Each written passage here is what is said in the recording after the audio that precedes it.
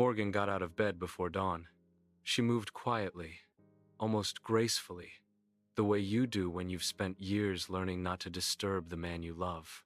Her robe brushed the floor as she crossed the room, gathering the discarded pieces of Francis's night, his jacket draped over a chair, his shoes kicked half under the bed, his phone charger unplugged and dangling uselessly from the outlet. She touched none of it. Instead, she stood there, staring at the jacket. A faint scent clung to the collar, perfume, light and sweet. Not the one she wore, not the one he ever bought for her either. Her throat tightened. She'd worn the same fragrance for 3 years. Francis hadn't mentioned it once. She turned away. Downstairs, the house greeted her with the same silence her husband always did. She made coffee she didn't plan to drink, watching the dark liquid fill the pot. Something about the act calmed her routine. Reliable, unlike everything else in her life. The sunrise crept over the tall windows, casting pale light across the marble counters.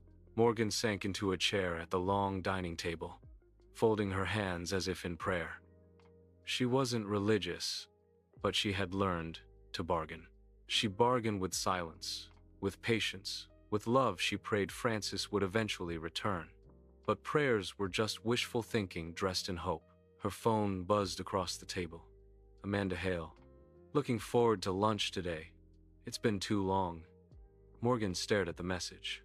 She had agreed to lunch out of politeness, but politeness didn't feel like a good enough reason anymore. Amanda had been Francis's childhood friend, the friend he talked about with a softness that didn't belong to another woman. For years, Morgan had written off Amanda as a harmless memory. But memories didn't send midnight calls. Memories didn't cling like perfume. Morgan typed back, "Morgan, see you at noon." Her fingers hovered before sending it. She didn't know why she felt dread coil in her stomach. Only that it did.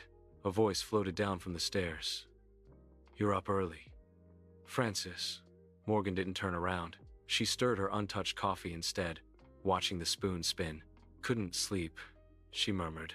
He padded into the kitchen, barefoot, shirt from last night wrinkled and stained with the shadows of his choices. He looked tired, but not in the way a guilty man should. He looked tired of her questions. Francis grabbed a glass, filled it halfway with water, gulped it down, then leaned against the counter with the arrogance of a man who assumed forgiveness was automatic. "I meant what I said," he murmured, not meeting her eyes. "About last night. You're overthinking." She stiffened. "I'm overthinking a woman's perfume on your clothes?" He let out a short laugh, sharp, careless. "Morgan, sweetheart, you're being dramatic." There it was. The word he used when he wanted her to shrink, to fold into herself, to stop being inconvenient. "Dramatic," she repeated softly. Francis stepped closer, laying a hand on her shoulder, like a blessing he hadn't earned. His touch was warm and cold all at once. "You know I love you," he said, the lie smooth, practiced. "Don't ruin our morning over nothing." Nothing. The word cut deeper than the cheating. Morgan forced herself to meet his eyes. "Then prove it," she whispered. Francis blinked, surprised not by the request, but by her tone.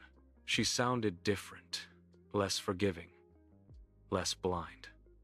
He leaned down and kissed her forehead, gentle, almost tender. But Morgan felt nothing. The spark inside her, small and soft in the dark hours of the morning, flared again. Francis walked away, humming under his breath, as if the conversation were already forgotten. But Morgan wasn't forgetting.